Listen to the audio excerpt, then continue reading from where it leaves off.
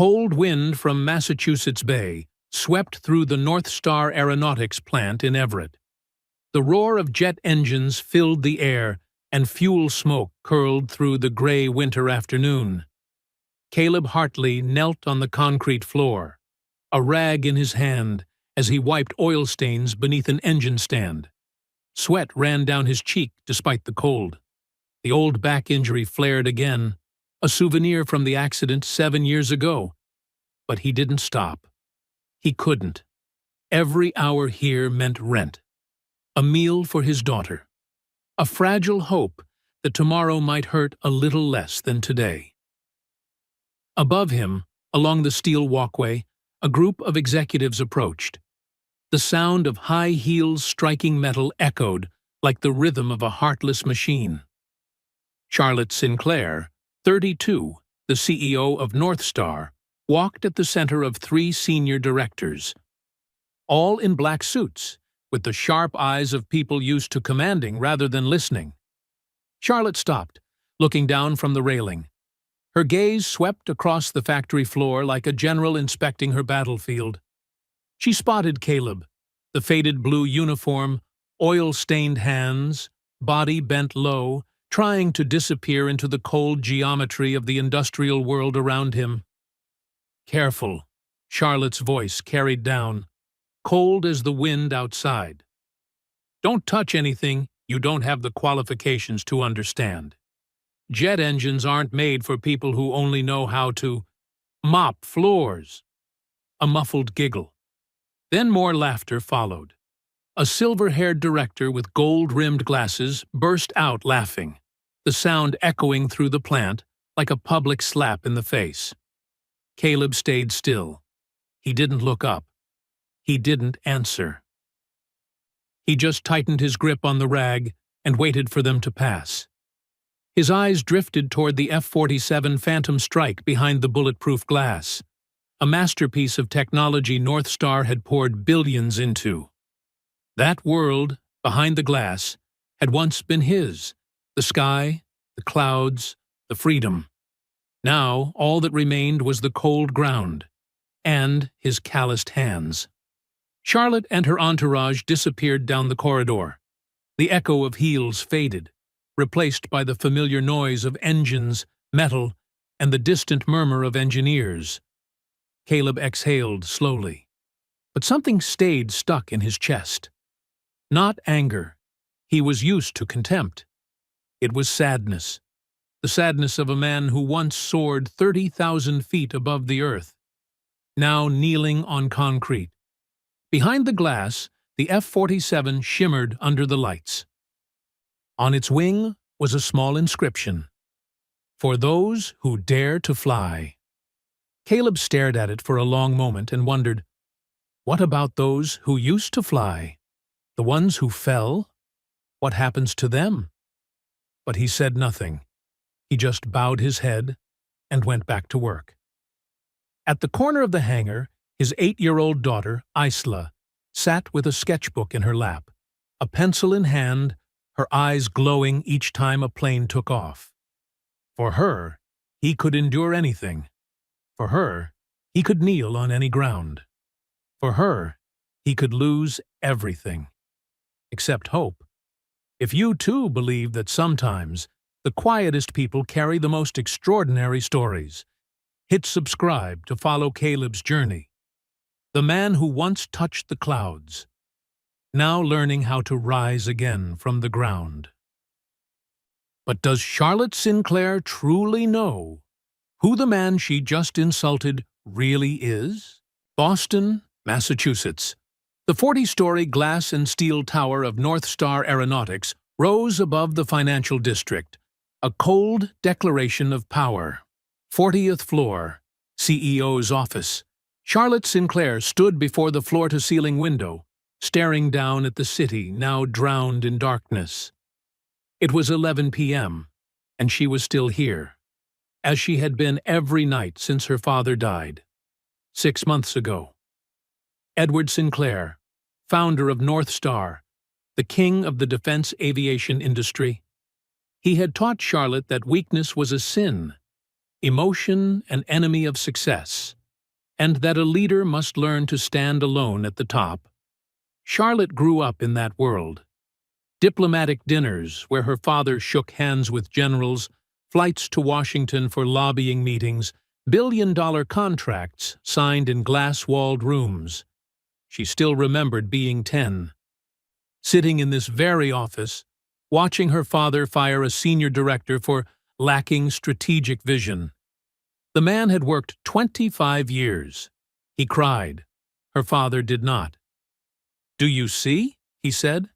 "In business, there's no room for compassion. Compassion makes you weak, and the weak get crushed."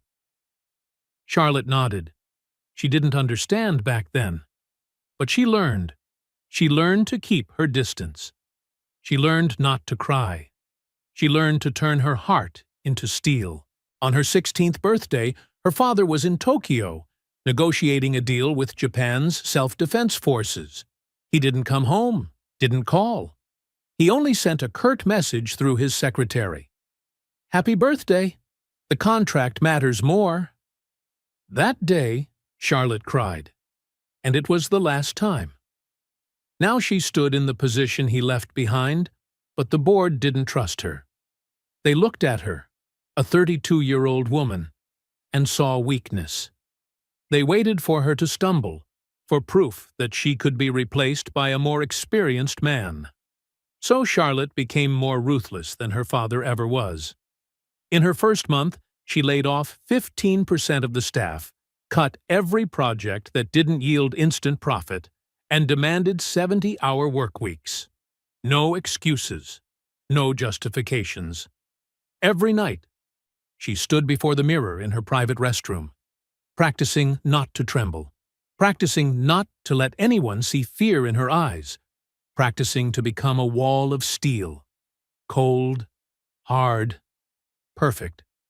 But tonight, when the building had fallen silent, Charlotte felt tired.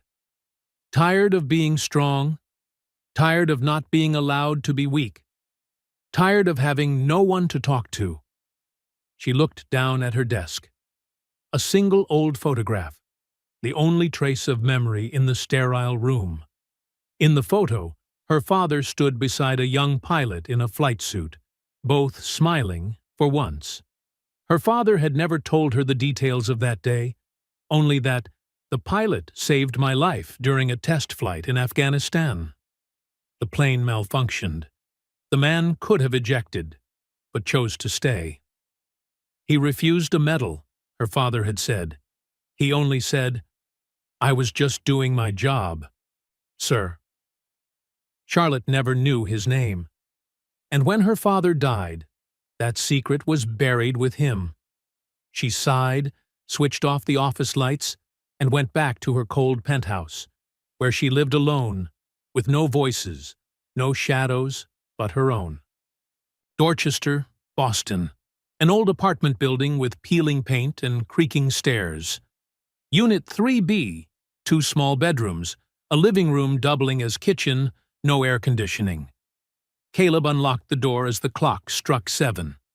Isla ran out, her black hair tied in a ponytail, face glowing. "Dad, I finished drawing the F-47. Caleb bent down and hugged her tight. His back flared with pain again, but he didn't care. That moment, that hug, was the best part of his day. "Let's see it." Isla pulled him into her room. On the table lay an open sketchbook. The drawing was astonishingly detailed. The engines, wing flaps, cockpit hatch, even the North Star logo on the fuselage. "You remembered everything," Caleb said, voice thick. Isla looked up, eyes sparkling. "Tell me more about the planes, Dad. About when you used to fly." Caleb sat beside her. He told her, as he did every night, about the white sea of clouds, the dawn sky painted purple and gold, the feeling when the wheels left the runway, when only freedom and wind remained. But he never told her about the battlefield. Not the sirens, not the screams of comrades over the radio, not the day he fell. "Afghanistan," 7 years earlier, the Greyhawk Squadron was escorting a humanitarian convoy across the Kandahar Mountains. Caleb was the squad leader. 4 F-16s flew in diamond formation. Then Lieutenant Marcus Reed's engine failed at 22,000 feet, right in the middle of a sandstorm. "Greyhawk lead! I've lost engine 2! Temperatures spiking. Need an emergency landing." The base radioed back. "Greyhawk lead! Abort mission! Sandstorm approaching. Survival rate under 20% if you're caught in it." Caleb looked down. The storm looked like a colossal wall devouring the sky. If he pulled out, he'd live. Reed would die. "Greyhawk 2-4, I'm staying with you," Caleb said. "Follow my lead down." "Lead? You can't." "Silence. That's an order." He broke formation, dove alongside Reed, guiding him through the blinding chaos. Sand lashed the windshield like bullets. Radar went wild. Finally, Reed crash-landed. Caleb exhaled, in relief for only a second. A surface-to-air missile launched from the desert. He dodged the first. The second struck his right wing. The plane spun violently. "Eject! Eject!" Caleb pulled the handle. The seat blasted free. The chute opened, but the storm hurled him into a cliff. The impact shattered his spine. The pain was fire. He lay there for 2 days, unable to move. The rescue team found him half dead. Reed survived. Caleb lost his wings. "Dad? Why'd you stop?" Isla's voice pulled him back to the present. He turned, forcing a smile. "Sorry, sweetheart. I was just remembering." "Were you thinking about Mom?" Caleb nodded. Sarah, the woman who had walked through rehab hell with him, who held his hand when he learned to stand again. She used to say, "You're still my hero, even if you can't fly." Then came cancer. He couldn't even hold her properly because of the back pain. She died when Isla was 4. "Your mom would be so proud," Caleb said softly, "because you're smart, kind, and brave, just like her." "And I'll fly like you, Dad," Isla said. "You'll teach me, right?" Caleb looked at her, his 8-year-old with dreams bigger than the sky. How could he teach her to fly when even dinner required counting every dollar? But he still smiled. "I'll teach you. Somehow." That night, after Isla fell asleep, Caleb stood by the small window, gazing at the Boston sky. Airplane lights flickered faintly above the clouds. He remembered the feel of the joystick, the roar of the engine, the moment the wheels left the ground. Now his feet only knew the earth. But maybe that too was a kind of flight. A flight through helping others rise. He touched the tattoo on his right arm. 2 steel wings with the words Greyhawk Squadron. He always kept it hidden under his sleeve. He didn't want pity. He didn't want questions. He just wanted to live, to raise his daughter, and to believe that one day little Isla would touch the sky he once lost. Tuesday afternoon, the North Star shop in Everett. Isla sat in the corner of the maintenance area, clutching her sketchbook, her legs swinging in a steady rhythm. She was sketching a jet engine from what she could see through the glass. About 3 meters away, Caleb bent beneath a test stand, wiping away oil. He always kept Isla within sight. The hangar was busy, but he trusted she wouldn't wander off. Still, curiosity pulled Isla to her feet. Far off, a door stood ajar, the restricted inspection area. Inside, a table was covered with engineering drawings. She glanced at her father. Caleb had his back turned, absorbed in work. Isla tiptoed through the opening, stepping lightly across the concrete. Cold fluorescent lights hummed. The room was wide and silent. On the table were technical drawings of the Aquila 9, North Star's most secret project. Isla didn't know how important they were. To her, they were simply beautiful lines, numbers, and symbols that looked like art. She sat down on the floor, pulled out an old blueprint she'd fished from a recycling bin, spread it out, and began to copy it carefully. Her small fingers traced each line. Her lips mouthed the words, combustion chamber pressure, fuel ratio, relief valve. Then the sound of high heels. Isla startled and looked up. Charlotte Sinclair stood in the doorway, eyes cold as ice. Behind her were two security officers and Gordon MacLeod, the 63-year-old chief engineer, holding a tablet and checking systems. "Who let this child in here?" Charlotte's voice tore through the air. Isla sprang up, clutching the blueprint to her chest, eyes wide with fear. I was just looking." "Looking?" Charlotte stepped closer. Her heels tapped like a hammer. "This is a classified area. These designs are worth hundreds of millions of dollars. And who are you?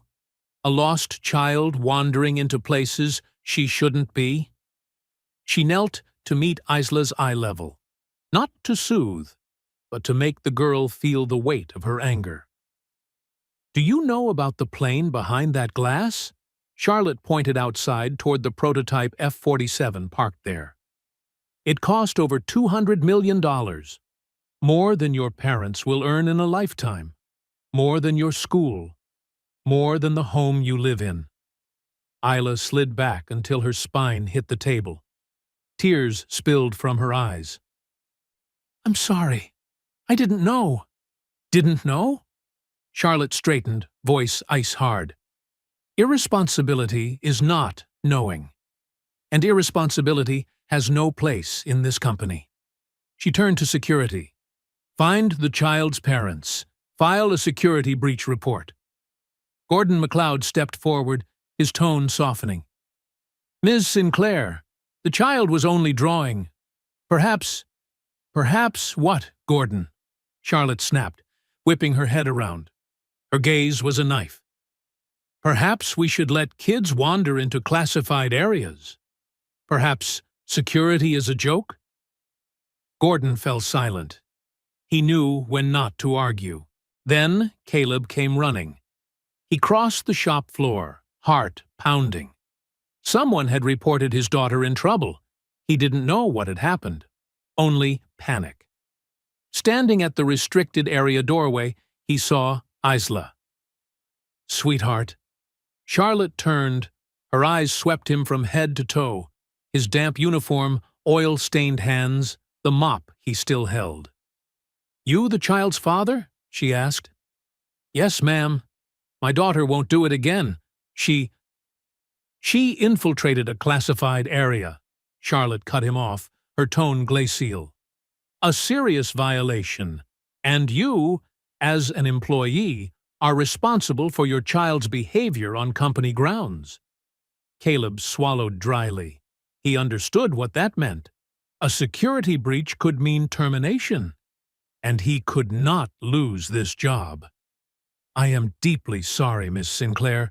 This is my fault. I should have supervised her better." "Should have?" Charlotte took a step closer. "Do you think 'should have' holds any weight here? We build fighter jets, not toys. A small mistake can kill dozens." She stopped in front of him and looked him straight in the eye. "You mop floors here. That is your job. Not to dream about the sky, and not to let your daughter play with things beyond your understanding." Her words hit Caleb like a punch to the chest.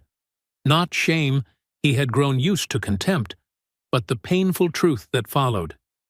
He was just a janitor now, not a pilot, not a hero, not anything else.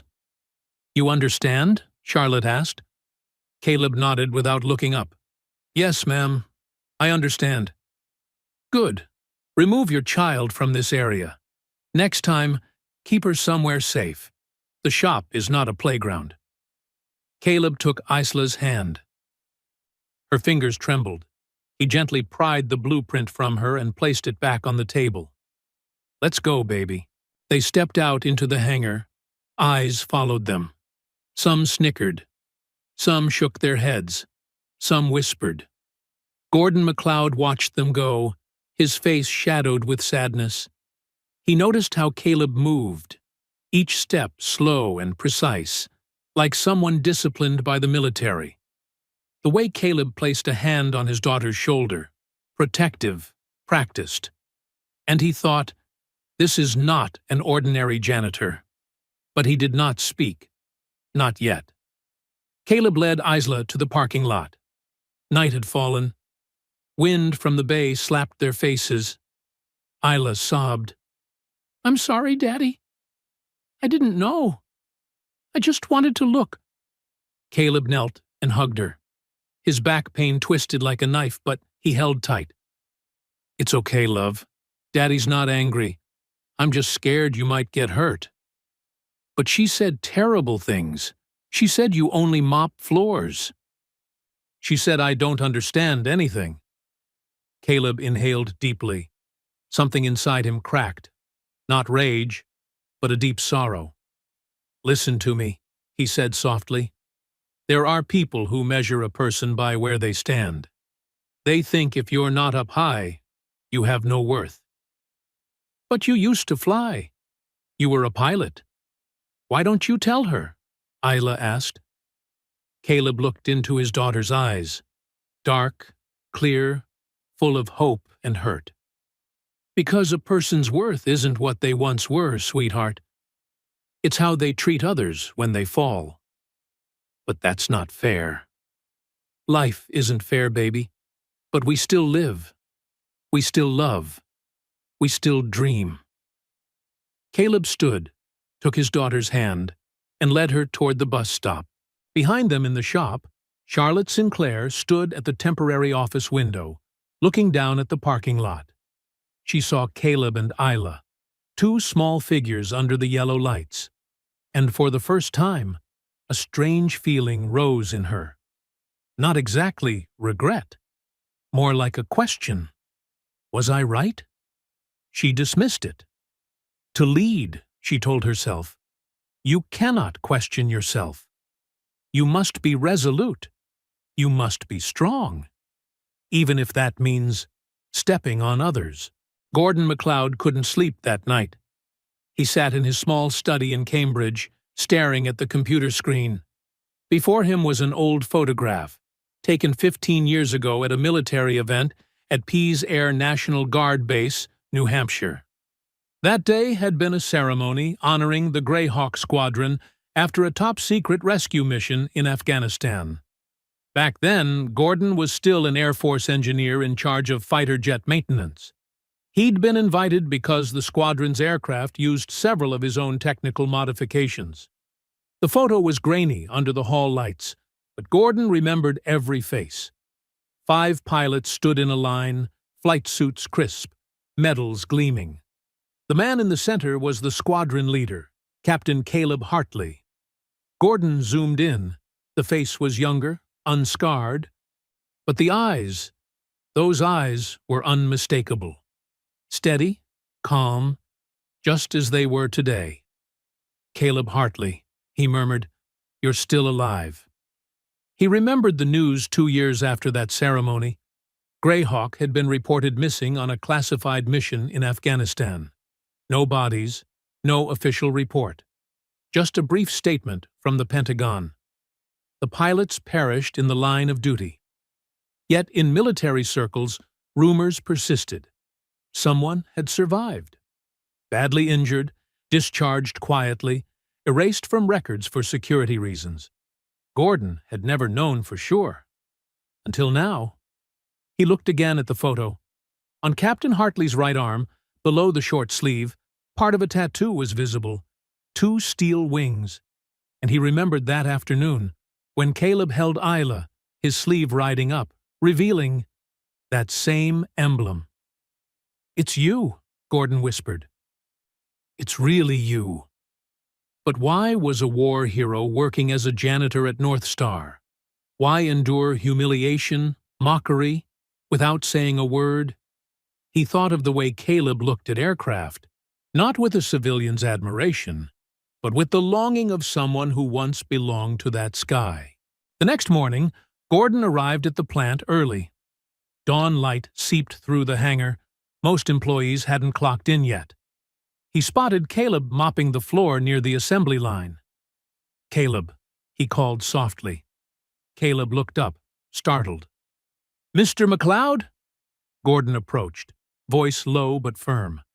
"I need a private word with you." Inside a small empty conference room, Gordon closed the door and turned around.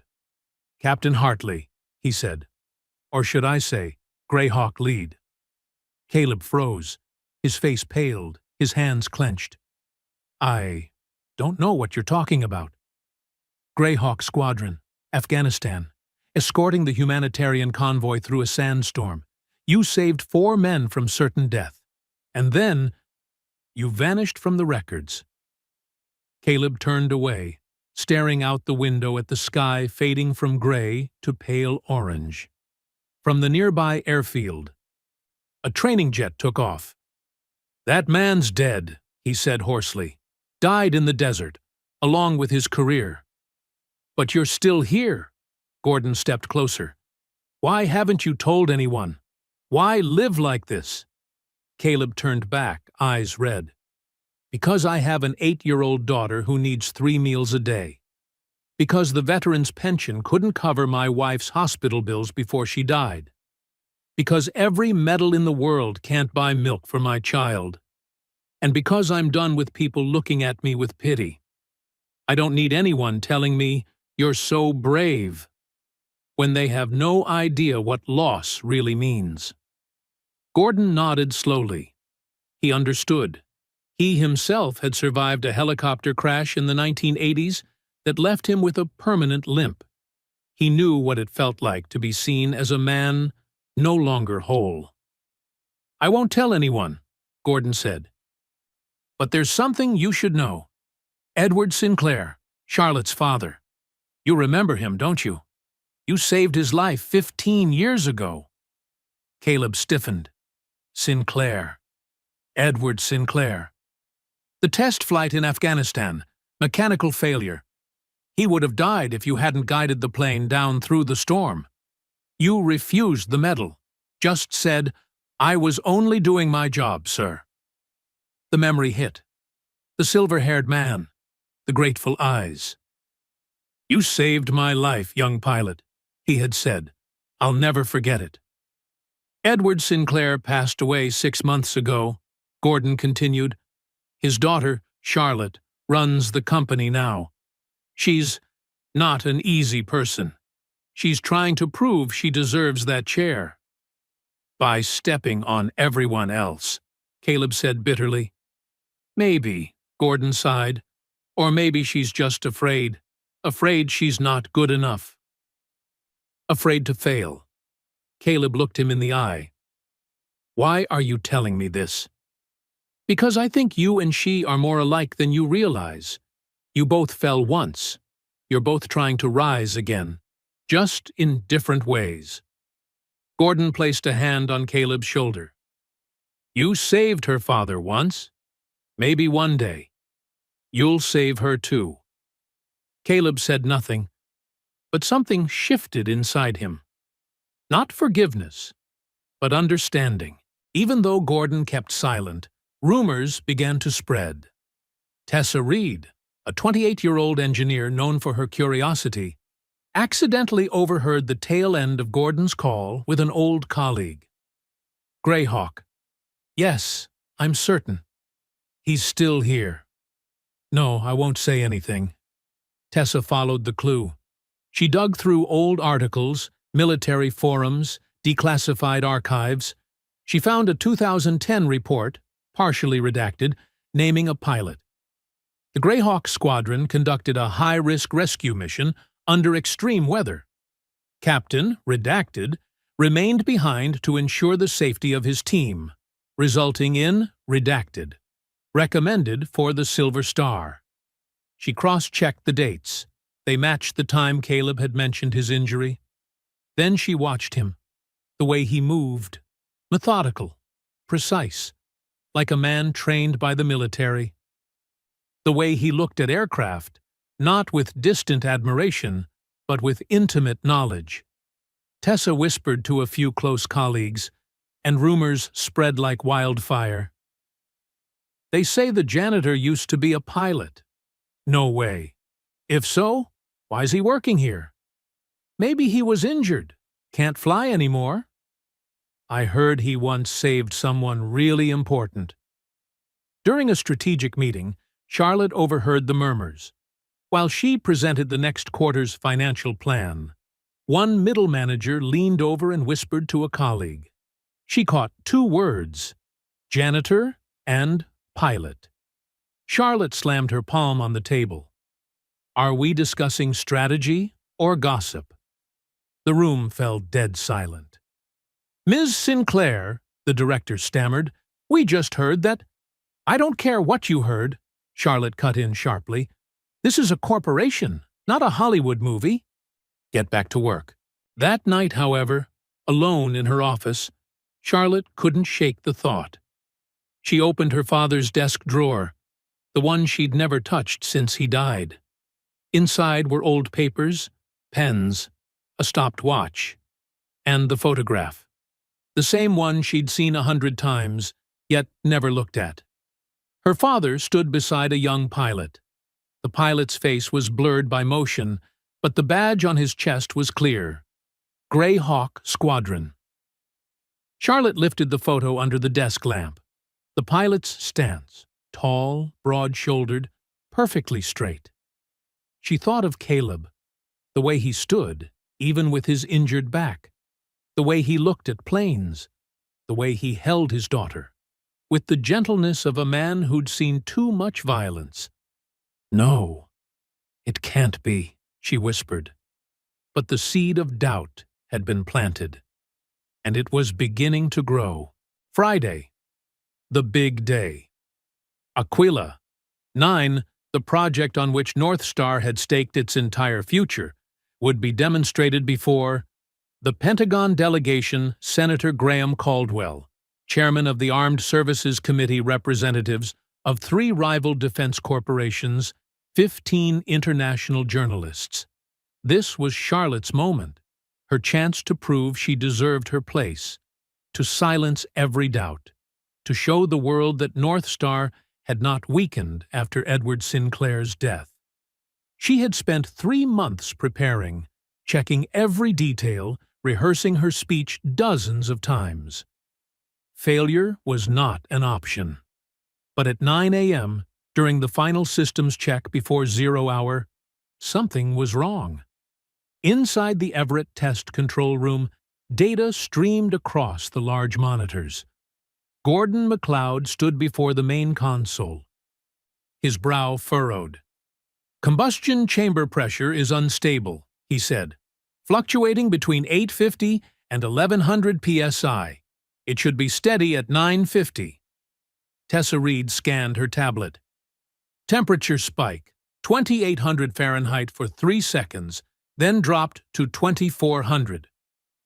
Charlotte entered, black suit, hair in a tight bun, eyes sharp as blades. What's the problem? The engine's unstable, ma'am, Gordon answered. We're not sure why.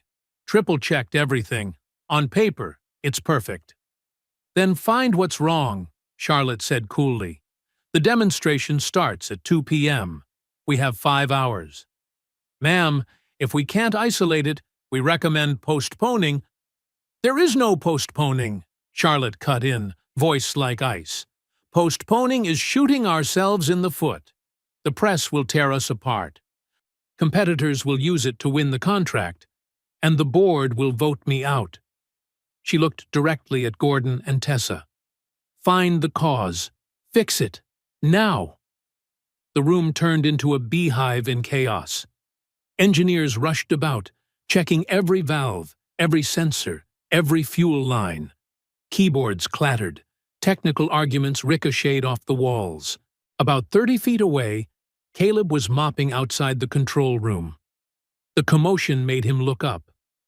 Through the glass, He saw the schematic of the engine spread across the big screen. He froze, stared. The diagram looked familiar.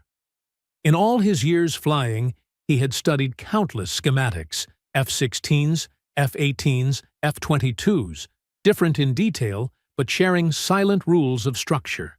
And he saw it immediately. The second exhaust valve. It was reversed. On the diagram, the arrow showed the proper flow direction. But memory flickered. Yesterday, while cleaning near the assembly area, he'd seen two technicians install that valve backwards. He'd said nothing, assuming they knew what they were doing. They hadn't. If the engine ran with the valve reversed, a pressure feedback loop would form. At ground level, it would only cause instability. At 20,000 feet, where air pressure dropped, it would explode. Caleb knew that. In 2008, he had watched a similar engine blow during a training flight. The pilot had barely ejected in time. If that happened today, during a live demonstration, with an audience nearby, he hesitated. If he spoke up, they'd ask how he knew. He'd have to explain. His identity would be exposed. He'd become the center of attention, the thing he hated most. But if he said nothing, people could die. He thought of Isla, of Sarah, of his Greyhawk brothers, of the oath he'd sworn upon joining the Air Force to protect and defend against all enemies. Caleb set the mop aside. He stepped to the control room door and knocked. Gordon turned, surprised. "Caleb." "I'm sorry," Caleb said, his voice hoarse, trembling. "But I think I know what's wrong." The room went silent. Every eye turned to him. Charlotte spun around, fury flashing. "What? You think—" "The second exhaust valve," Caleb said firmly, pointing at the monitor. "It's installed backward. I saw it yesterday. Flow directions reversed, causing a pressure feedback loop." Tessa frowned. "Impossible. We checked." "You checked the schematics," Caleb interrupted. "But you didn't compare them to the actual assembly. Go to the floor. The valve's reversed." Gordon looked into Caleb's eyes, saw the certainty, remembered their conversation the morning before. "Check it. Now." Two technicians sprinted toward the assembly bay. 3 minutes later, the radio crackled. "Mr. McLeod, he's right. The valve's backward. We don't know how—" Charlotte froze. Her face blanched slightly. She looked from the screen to Caleb. "If it's reversed," she asked slowly, "what happens?" "On the ground. Oscillation," Caleb said. "At 20,000 feet and up, it explodes. Catastrophically." She swallowed hard. "And how do you know that?" Caleb didn't answer. He simply met her eyes. Gordon broke in. "He's right. We need to fix it. Immediately. How long will it take?" Charlotte turned to the tech team. "Minimum 6 hours, ma'am. We'll have to remove and reinstall the entire exhaust system." Charlotte checked her watch. "We have 4.5 hours before the guests arrive." "Ma'am, if that's not enough time, we recommend—" "Do it," Charlotte ordered. "All hands, work in parallel. I'll delay the delegation 2 hours. Final safety verification. But that engine will be ready." The team scattered like a breaking wave. Through the glass, engineers climbed the scaffolding, dismantling the exhaust cluster with the speed of people who knew every bolt by heart.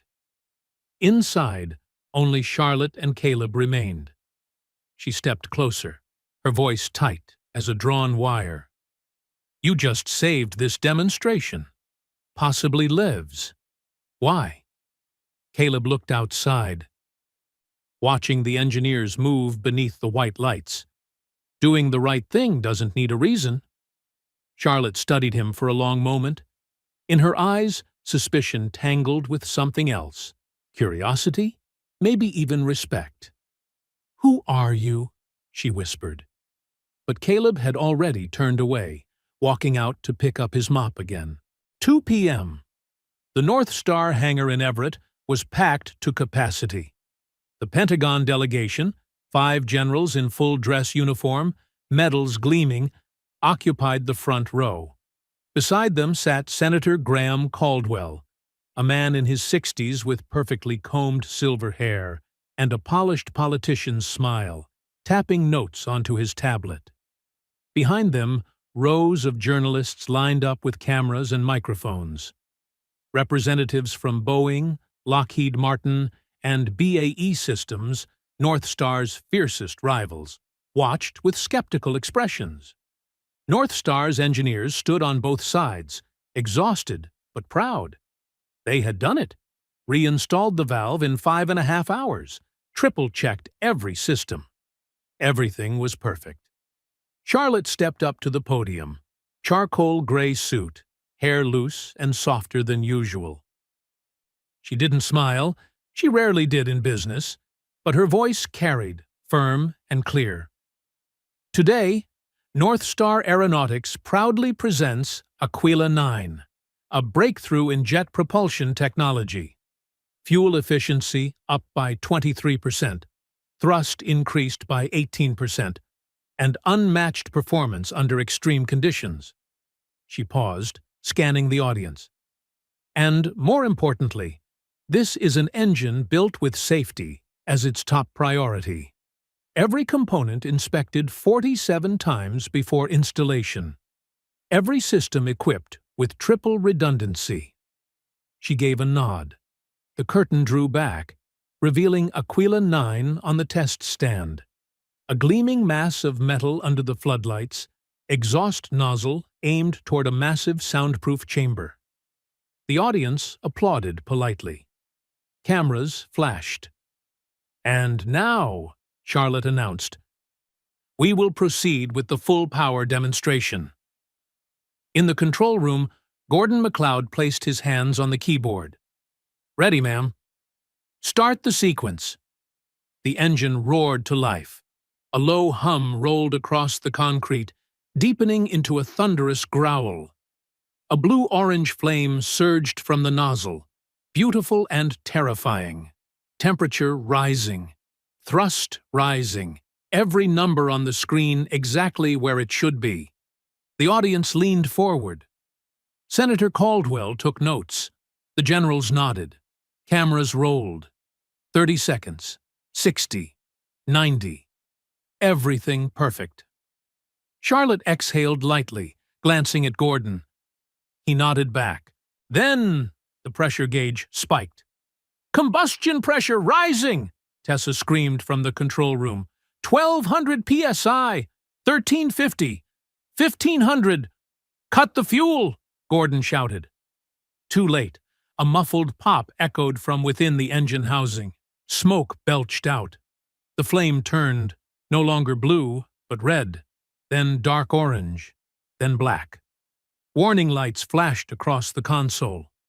"Fuel leak!" Tessa yelled. "Cooling system overload!" The engine shuddered on the stand. A pipeline burst, spraying fuel across the floor. Fuel met red-hot metal. Fire erupted. The audience screamed. People jumped to their feet, stumbling backward. Security rushed forward, shouting, "Evacuate! Use the emergency exits!" But the sprinkler system lagged. The fire crawled along the fuel trail like a living creature. Then, a second explosion. Larger this time. The entire hangar trembled. The test rig tilted. Peter Shaw, a 26-year-old engineer only 8 months on the job, was too close. A steel beam collapsed sideways, pinning his leg. He screamed, struggling to pull free. The flames crept closer. 3 meters. 2. "Help me! Somebody help me!" Security tried to reach him, but the heat was unbearable. They fell back. Gordon shouted into the radio, "Activate emergency suppression! Now!" The system was dead after the blast. At the far end of the hangar, Caleb was crouched behind a steel column, shielding Isla. He saw Peter. He saw the fire. He saw the terror on the young man's face. And he saw the past. Afghanistan. The sandstorm. Lieutenant Reed trapped in a burning jet, while Caleb ran through flames to drag him out. They both lived. Caleb paid the price, with his spine, with his wings, with his career. Now, if he ran in again, he could be hurt worse. He could die. He could lose the ability to care for Isla.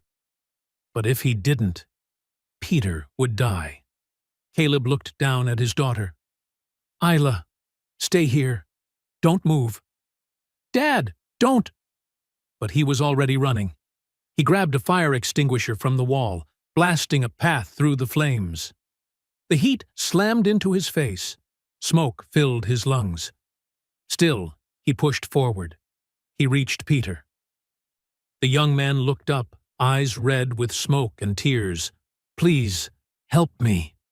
Caleb dropped the extinguisher, gripped the beam, and lifted.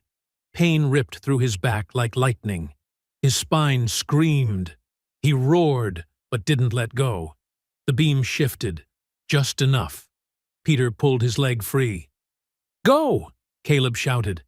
Peter stumbled to his feet, limping toward the exit. Caleb turned to follow, but his back seized. His legs buckled. He fell hard to the floor. The flames crept closer, a meter away. Then, Gordon MacLeod and Tessa Reed appeared, each grabbing an arm. They hauled him up, dragging him out of the inferno. At last, the emergency system kicked in manually. White foam poured down like snow, smothering the flames. Thick black smoke filled the air. They laid Caleb on the floor outside, safe now. He gasped for breath. Drenched in sweat, his back burning with pain. His work jacket had torn from shoulder to sleeve when he'd lifted the beam. And there it was, exposed to everyone. The tattoo. 2 steel wings. The words, Greyhawk Squadron. The ink still sharp. Unmistakable. For a few seconds, no one spoke. Some journalists who hadn't evacuated froze, then, all at once, raised their phones. Click. Click. Senator Caldwell stepped forward, staring at the tattoo, then at Caleb's face. Greyhawk, he whispered. You're Captain Hartley? Caleb didn't answer. He closed his eyes, spent. Gordon knelt beside him, then looked up and said loud enough for everyone to hear, Everyone, this man is Caleb Hartley, former fighter pilot, Greyhawk Squadron. He saved 4 lives on a mission in Afghanistan, 2010. A true hero. A wave of murmurs swept through the crowd. Cameras flashed. Reporters shouted questions. A few feet away, Charlotte stood frozen. In her mind flashed the photo in her father's office, the young pilot standing beside him. She stepped forward, kneeling beside Caleb. You saved my father, she whispered. 15 years ago, in Afghanistan, you were the one. Caleb opened his eyes, met hers, and gave a faint nod. Charlotte's throat tightened. Every word she'd said to him, every way she'd treated him. It all came crashing back. I didn't know, she whispered, voice trembling. I didn't know. Caleb managed a breath. Now you do, he said, and then went limp. Massachusetts General Hospital, Boston. Emergency ward. Caleb lay in the hospital bed, a painkiller fee dripping into his arm. The doctors said he was lucky. The spinal injury hadn't worsened, and he'd recover after a few weeks of rest. Isla sat close beside him, clutching his hand, her eyes red and swollen from crying. Dad, don't ever do that again, she whispered. I was so scared. Caleb smiled weakly. I'm sorry, sweetheart, but I couldn't let someone else get hurt. You always save people, she said softly. But who's going to save you? The question hit Caleb like a stone. He had no answer. The door opened. Charlotte walked in, carrying a bouquet of flowers. She looked different. No business suit, just a soft sweater and jeans, hair down, no makeup. "I'm sorry," she said quietly. "May I come in?" Caleb nodded. Charlotte placed the flowers on the table and pulled up a chair. She glanced at Isla and smiled gently. "You must be Isla, right? You draw beautifully." Isla nodded slightly, still shy. Charlotte turned to Caleb. "The doctor said you'll be fine, but you'll need to rest." "I know. You don't have to worry about work. You'll keep getting paid, and we'll cover all your hospital bills." "That's not necessary."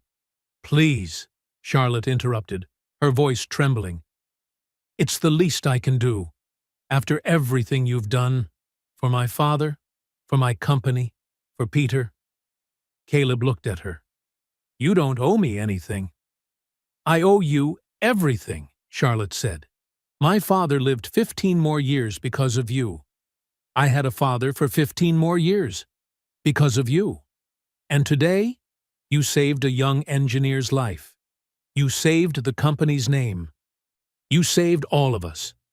She stopped, wiping tears from her cheeks. "And I treated you like garbage." Isla looked at Charlotte and said quietly, "You made my dad sad." Charlotte nodded at her. "Yes, I did. And I'm sorry. I'm sorry to both of you." "Why did you treat everyone that way?" Isla asked directly, with a child's blunt honesty. Charlotte was silent for a long moment, then answered, not as a CEO, but as a human being. "Because I was afraid. Afraid I wasn't good enough. Afraid people would think I was weak. I thought if I stayed tough, if I never let anyone get close, I'd be safe." "But did you feel safe?" Isla asked. Charlotte shook her head. "No, I just felt lonely." Caleb spoke. "Mrs. Sinclair, I understand. After I was injured, I built walls around myself too. I pushed people away, thinking that if no one saw my pain, maybe it wouldn't be real." "But it still hurts," Charlotte said softly. "It does," Caleb nodded, "until I realized weakness isn't a sin. Falling down doesn't mean failure. It just means we're still human." Charlotte looked at him, tears glistening. "How do you do it? How do you stay kind after everything you've lost?" "Because of my daughter," Caleb said, glancing at Isla. "She needs to see that even when her father falls, he can still stand back up. Even when he loses his wings, he can still help others fly." Isla threw her arms around him. Charlotte watched them, and something inside her broke open. The wall she'd spent years building, made of coldness, distance, and ruthless perfection, finally cracked. "I don't know how to come back," she whispered. "How to be kind again, after I've become this person." Caleb smiled faintly. "One step at a time. Start with one kind act, then another, then another." "Will you help me?" she asked. "We'll help each other," Caleb said. Wednesday. The North Star hangar was under repair after the fire. Caleb had been cleared to return for light work. Isla came along, but this time Charlotte had arranged a safe corner just for her. A small drawing table covered with colored pencils and sketch pads, well away from the hazardous zones. Charlotte even spent 20 full minutes sitting beside Isla, watching her draw. "What are you drawing?" Charlotte asked. "Our family's airplane," Isla said. "It has seats for Dad, for me, and for you." Charlotte's throat tightened. "Thank you." Then the accident happened. A frayed cable on the overhead rig, weakened by the previous fire but never inspected, suddenly snapped. A metal hook swung down, striking a toolbox near Isla's desk. The box toppled, tools scattering. Startled, Isla stumbled back. Her foot caught a loose plank. She fell hard. Her wrist hit the concrete with a sharp crack. Isla screamed, a sound of pain and terror that froze the entire hangar. Charlotte, 10 meters away, holding a set of design plans, didn't think. She just ran. She reached Isla before Caleb, who was on the far side of the hangar. Charlotte dropped to her knees, wrapping the girl in her arms. "It's okay," she whispered, voice shaking. "I'm here. I'm right here." Isla sobbed, clutching her wrist. "It hurts." Charlotte checked it gently. Swollen, possibly fractured. Her hands trembled. "I'm sorry," she said over and over, her voice heavy with guilt. "My fault. I should have checked that cable. I should have made sure you were safe." "It's not your fault," Isla whimpered, but Charlotte shook her head. "It is. It's my fault. My responsibility. And I failed." Caleb ran up, breathing hard. He saw his daughter in Charlotte's arms, the CEO holding Isla like something precious. "Isla!" "Dad." She reached for him. Charlotte didn't let go right away. She looked up at Caleb, eyes wet. "I'm sorry," she said. "I'm so sorry. I couldn't protect your daughter." Caleb knelt beside her, resting a hand on her shoulder. "It's not your fault. It was an accident. But this is my company. My responsibility." "And you're here," Caleb said softly. "You got to her before I did. You took care of her." Charlotte looked at him, then at Isla, and realized, for the first time in years, she wasn't thinking about her company, her reputation, or her power. She was thinking only about a child who was hurt and needed comfort. The ambulance arrived. The medic examined Isla. Severe sprain, not broken, needed an X-ray and a brace. "I'm coming with you," Charlotte said. Caleb blinked in surprise. "If you don't mind," she added, "I want to make sure she's okay." "You don't have to." "I want to," Charlotte insisted. And so they went together, Caleb, Isla, and Charlotte, riding the ambulance to the hospital. On the way, Isla held Charlotte's hand with her uninjured one. "Are you ever scared?" Isla asked. "Scared of what, sweetheart?" "Scared when everything hurts." Charlotte nodded. "Yes, I'm always scared." "Dad says being scared is okay, as long as you don't let it stop you from doing what's right." Charlotte looked at Caleb. He gave her a gentle smile. "Your dad's a smart man," she told Isla. "And you're brave, just like him." Isla smiled through her tears. "And like you, too. You're brave, too. You just needed time to remember." Next Monday. The main conference hall at North Star headquarters, Boston. The press conference was scheduled. Reporters packed the room. Everyone wanted to know about the fire, about Aquila 9, about the anonymous pilot who saved a life. Charlotte stood at the lectern. Today there was no rigid suit. She wore a simple navy blazer, more human, more grounded, hair loose, and for the first time in her career, she let emotion show on her face.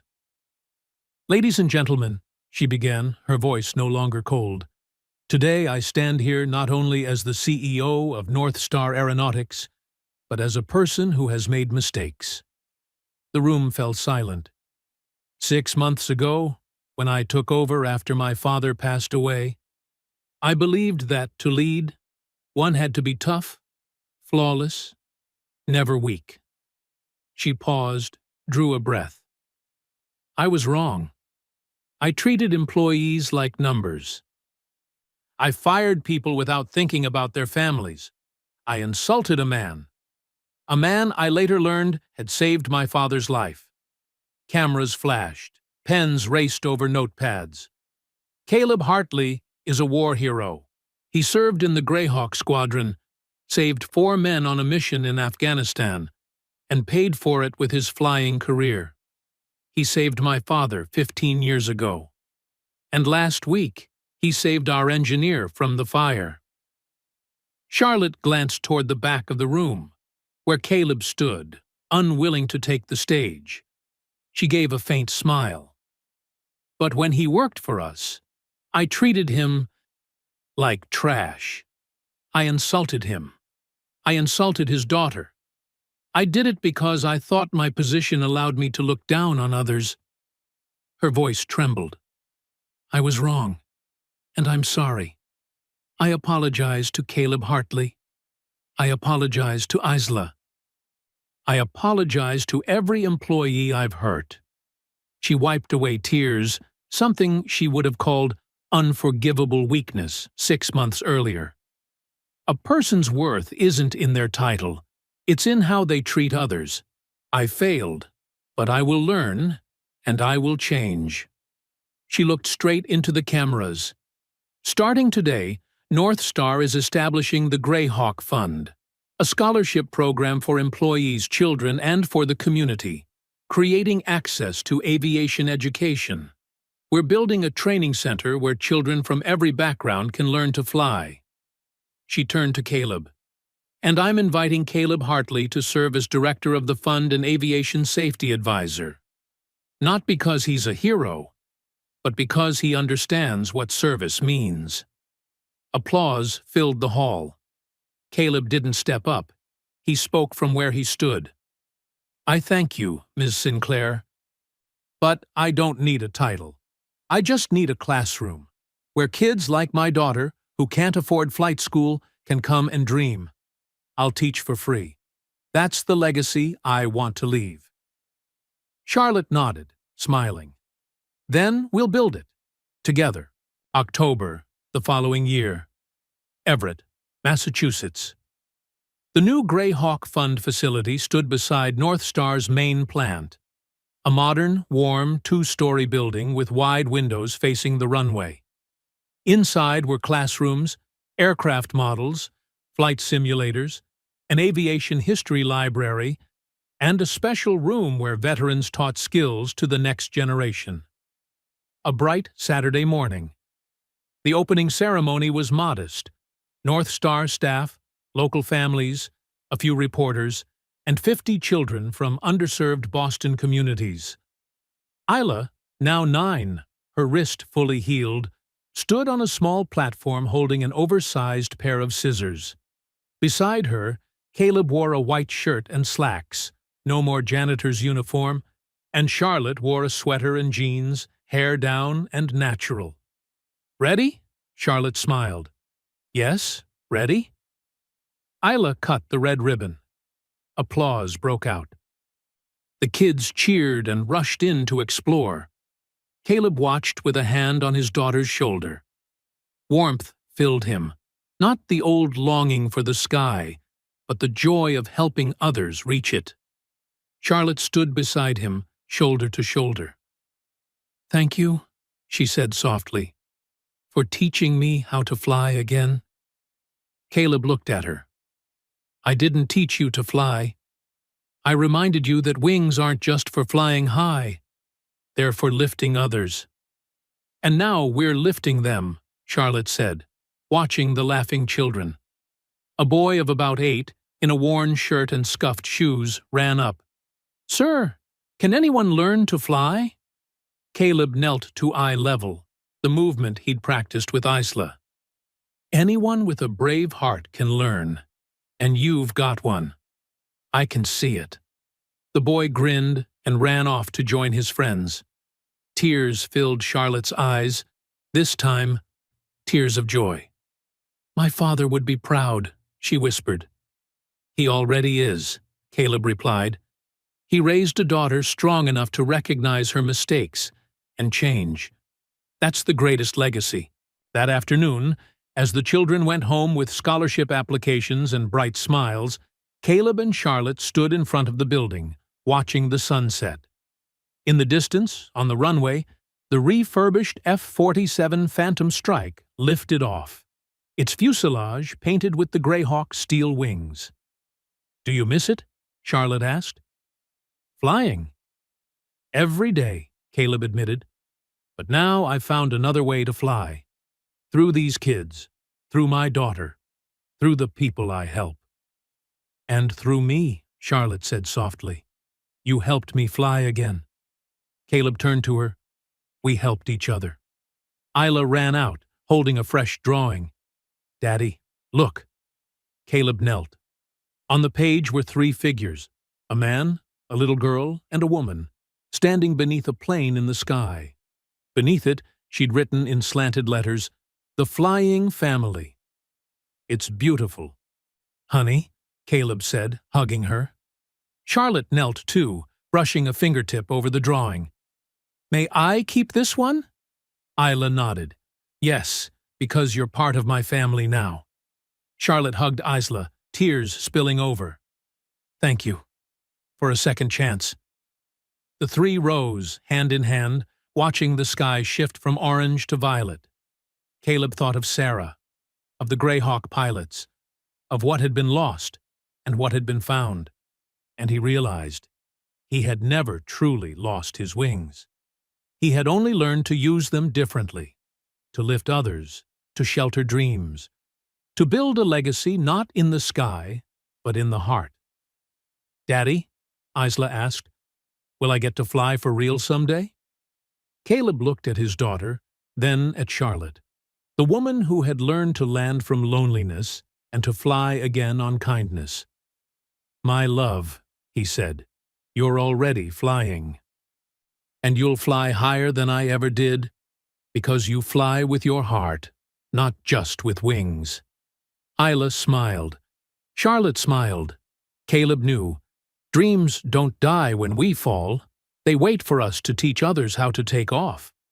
Above them, the first stars began to appear. On the ground, three people, once broken, once lonely, once emptied out, now stood together. They were whole, not because they were perfect, but because they had learned to love while still carrying their scars. Steel wings aren't only made of metal.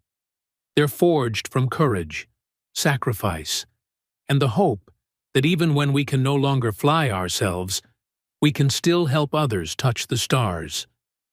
Sometimes, the highest way to fly isn't to go up into the sky, but to lift someone else there. Real legacy isn't measured by your altitude, it's measured by how many people you help take off. If this story spoke to you, don't forget to subscribe, hit like, and turn on the bell so you won't miss the next episodes. Tell me in the comments, which moment in the journey of Caleb, Charlotte, Isla moved you most? And what story from the world of aviation, the military, or the human heart would you like me to tell next? See you in the next video.